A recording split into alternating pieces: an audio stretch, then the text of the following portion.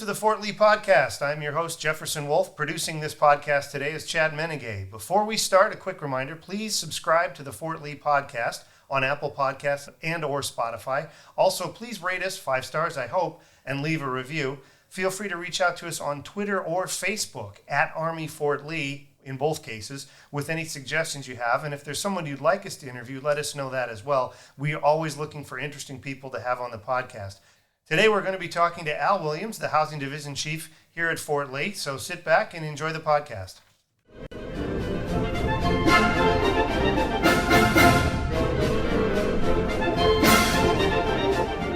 Welcome back to the Fort Lee Podcast. Today we're talking to Al Williams, the Housing Division Chief here at Fort Lee, about all things housing. Welcome to the podcast.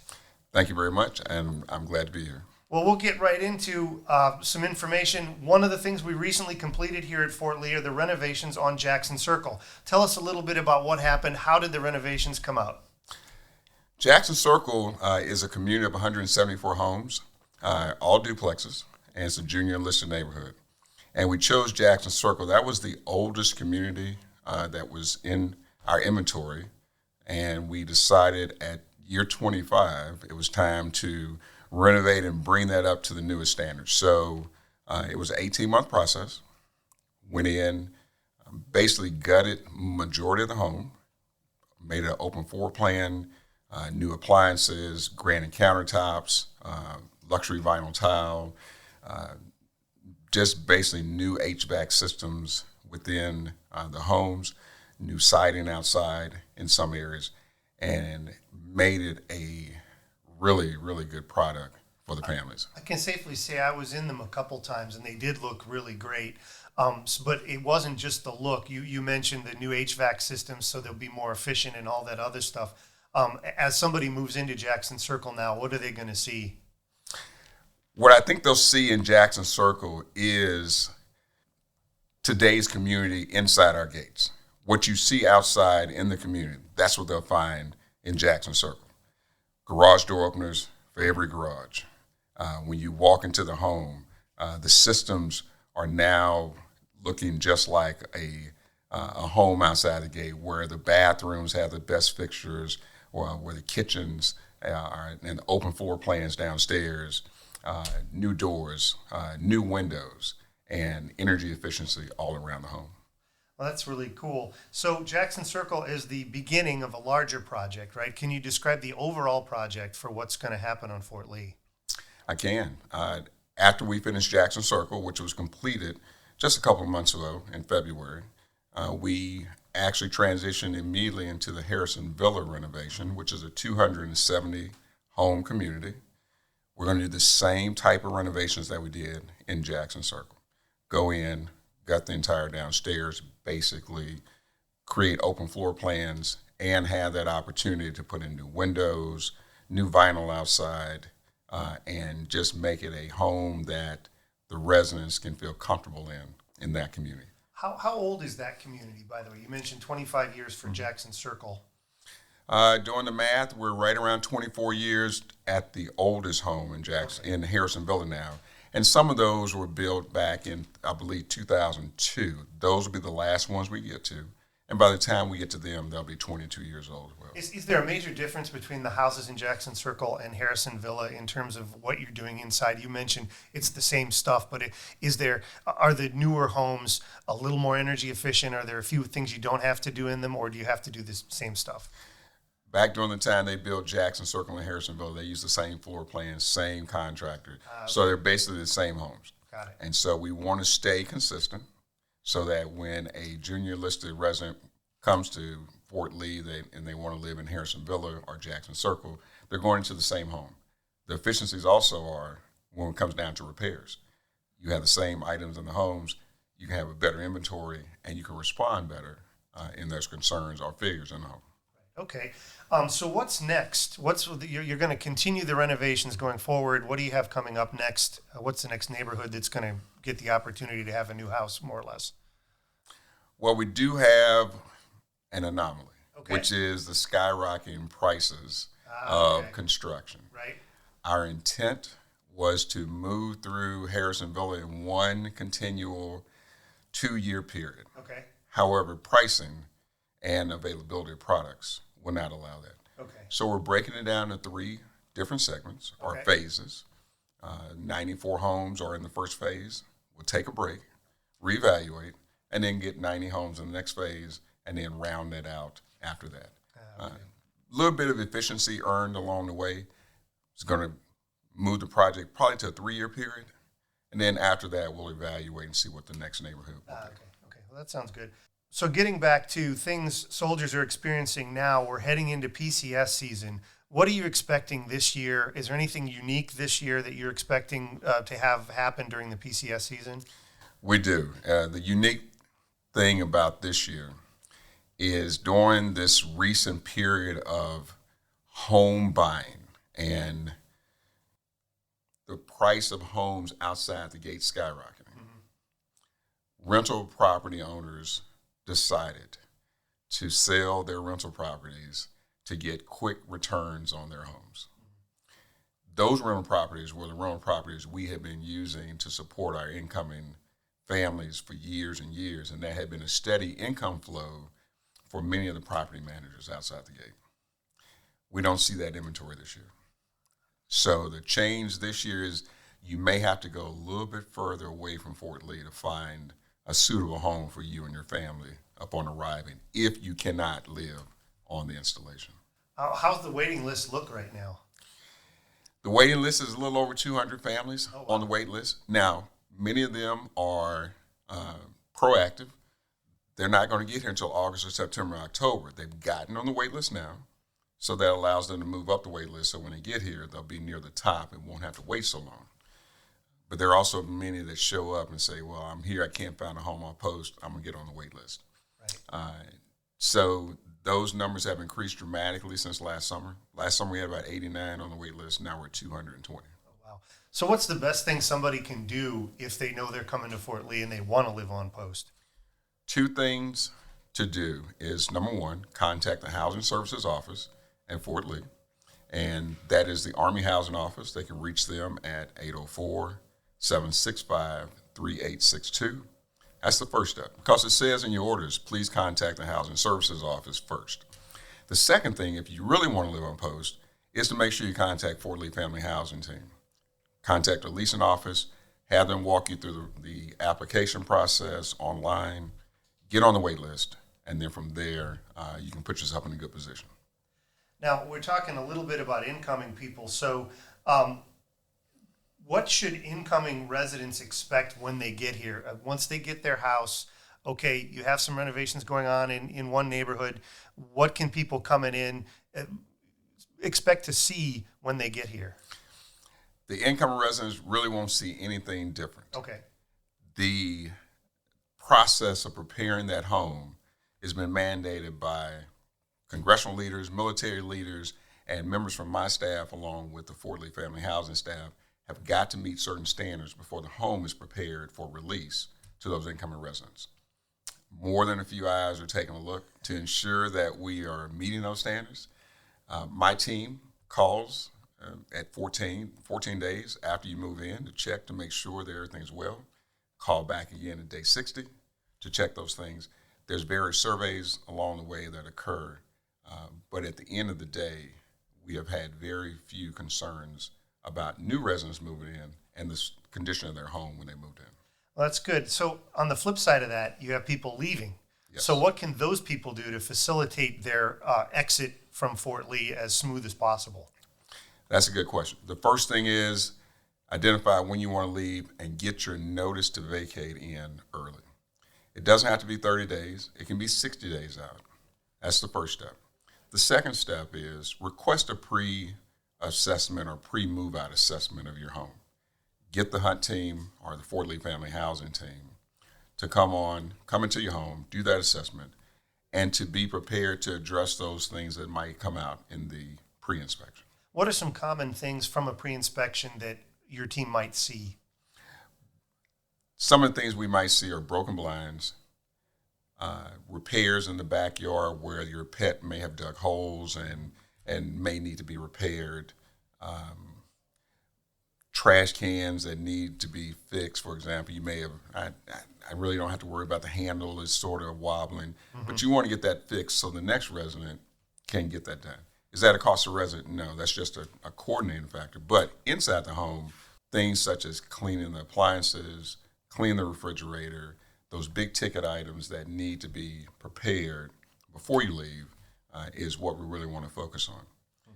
Carpet damage, you've had pets in the home, we want to address that with you early.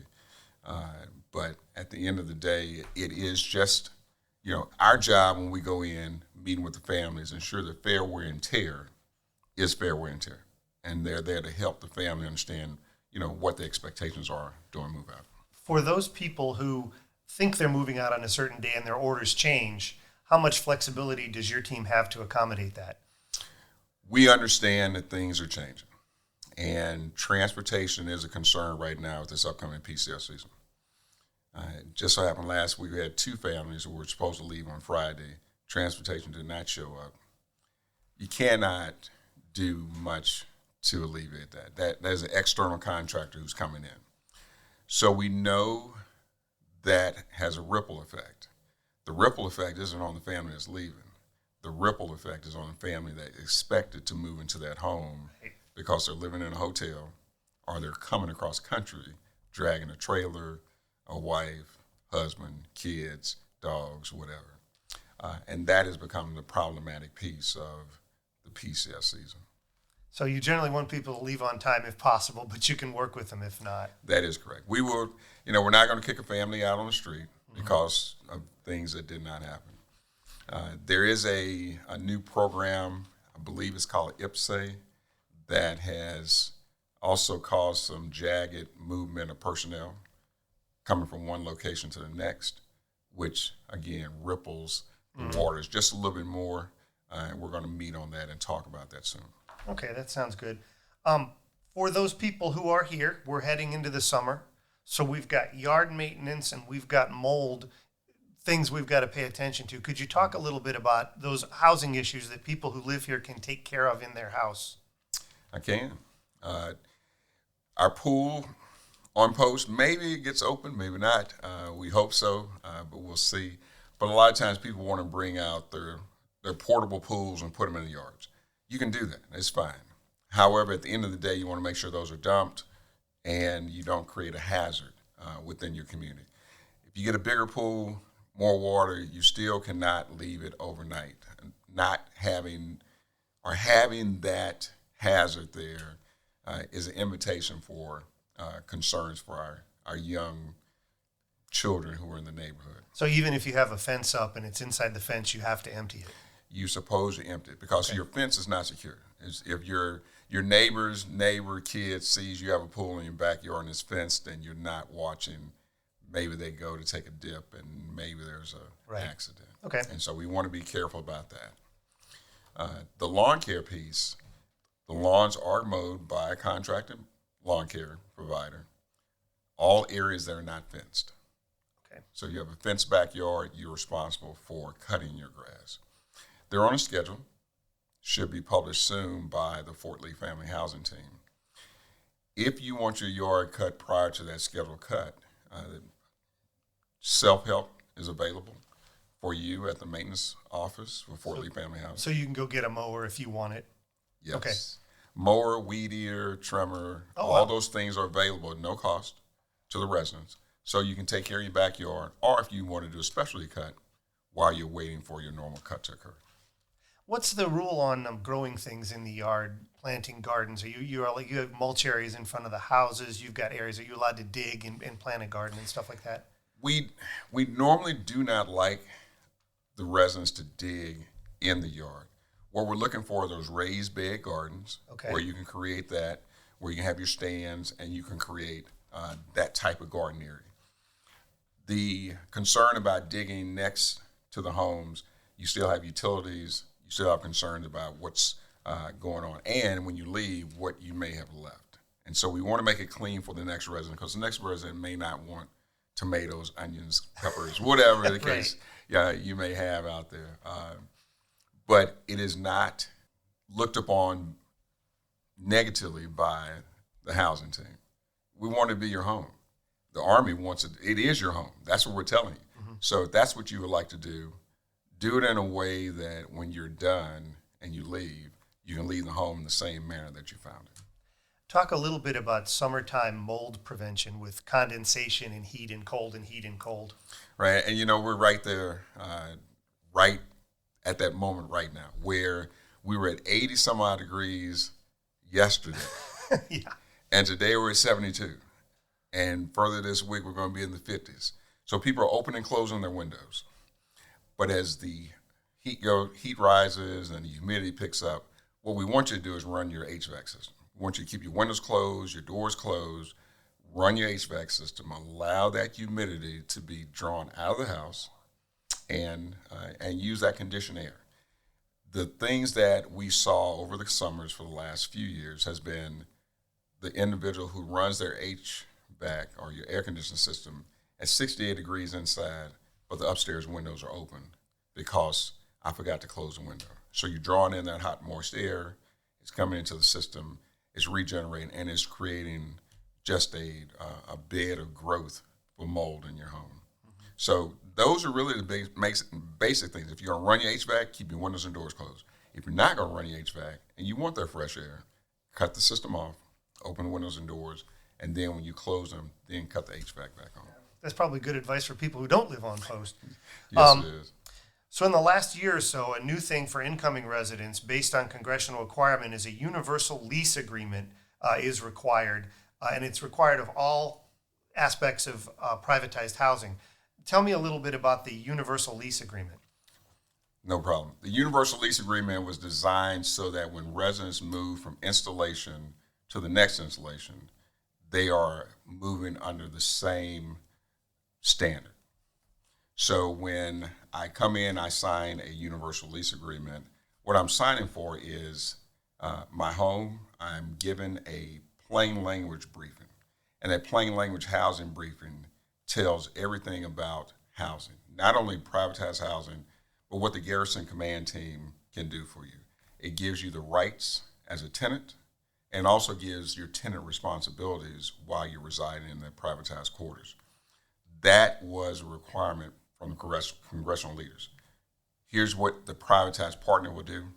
However, you, the tenant, you need to do these things. Mm-hmm. Another part of the universal lease agreement and requirement from all family housing, privatized family housing organizations is the release of a 7-year maintenance history of the home that you're being assigned to. They'll give that to you. You get a chance to look at that. If there's any concerns, you can always bring that up with the property management team.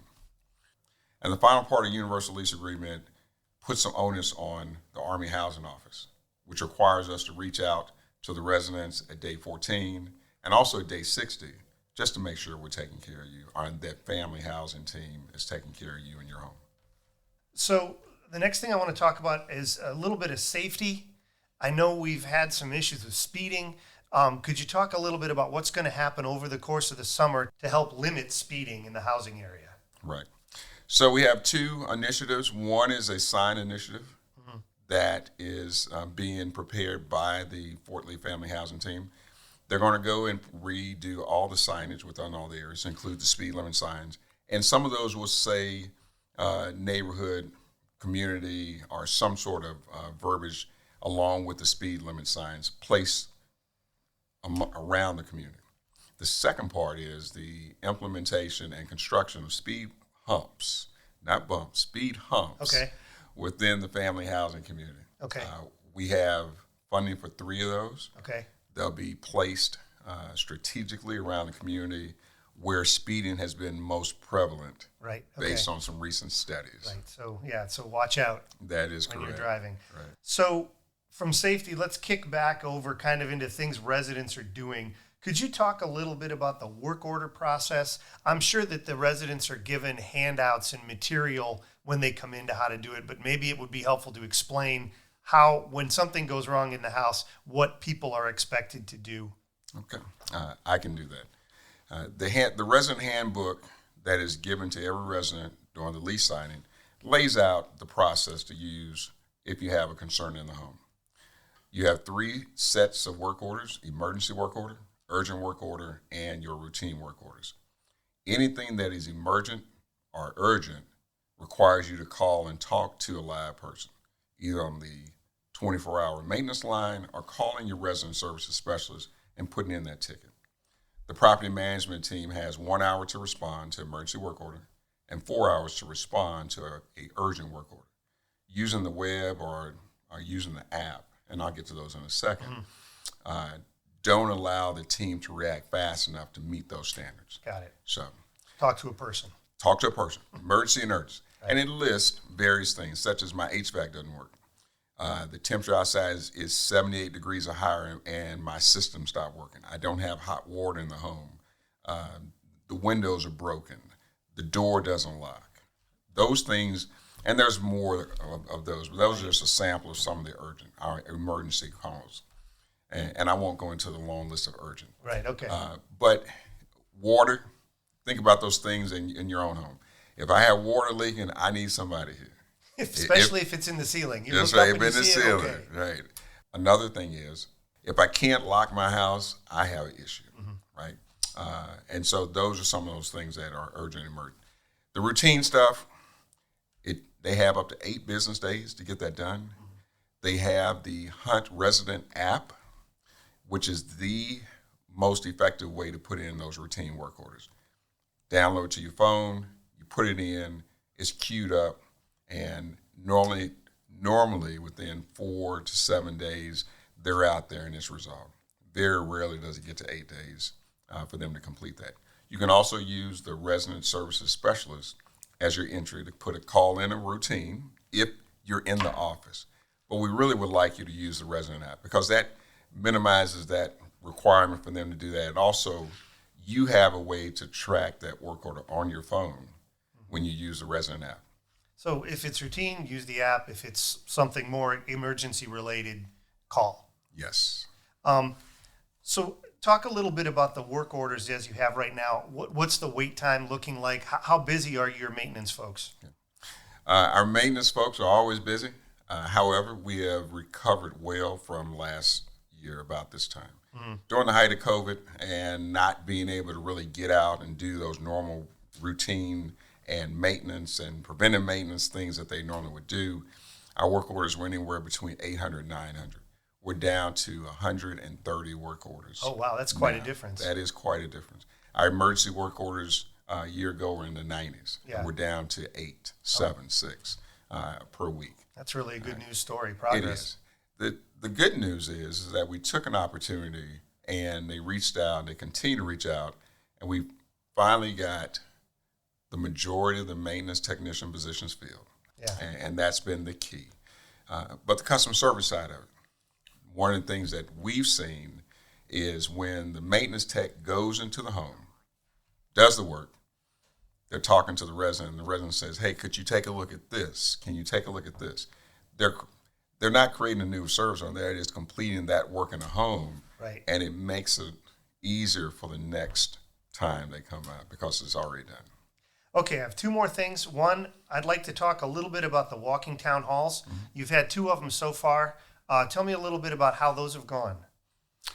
I will. The walking town halls have been very receptive going out. We were a little overzealous the first time trying to reach 2 neighborhoods. Yeah. This time we decided to stay in 1 neighborhood per walking town hall. And our commanding general, our command sergeant major for CASCOM, Army leaders across the installation, along with our garrison commander and garrison CSM, had that opportunity to create that one-on-one conversation with the residents where they live. And that was an overwhelming success this last time.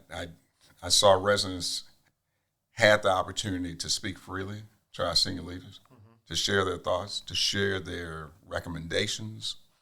And at the end of the day, the leadership team, I think, got more out of it than just the residents because they really could see that the residents enjoy where they're staying, how they're being taken care of, and not all the other things out there that we normally don't see, right? We see some comments and we think that's the way it is across the board. Right. And that's not what they saw when they were out on the ground. And I think we'll see that again when we go to our next neighborhood. Jackson Circle is slated next. Okay. And we're looking to get out to see them in June before the summertime, the heat of the summer hits. So the people in the new houses will have a chance to show off what's going on there and how they think about the renovations. Right. It'd be close to, it's going on our second year of the renovations, the first renovations part of that being completed. So again, we want to check them out. It's been a year since you've been home. Are their homes doing well? Are you feeling comfortable in there?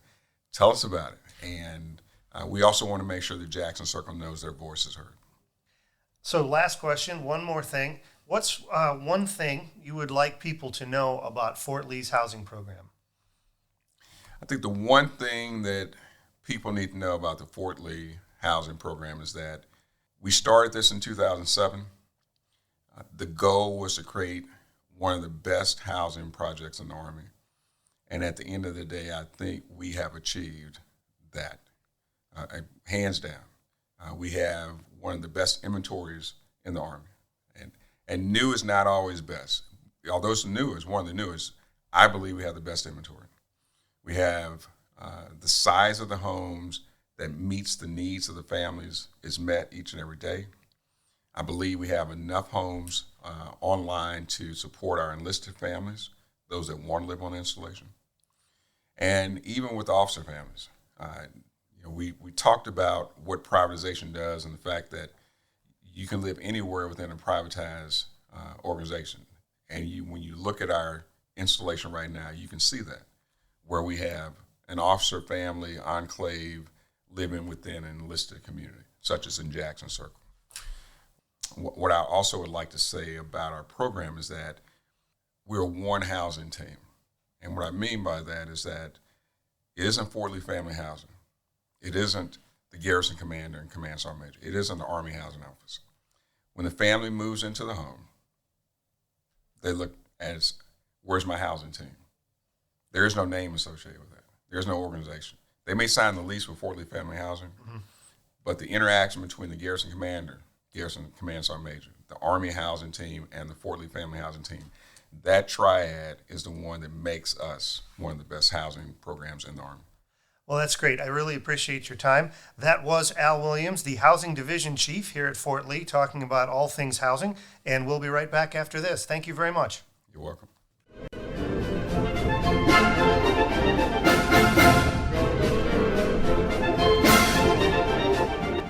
That is a wrap for this edition of the Fort Lee Podcast. Thank you for joining us, and please join us next time.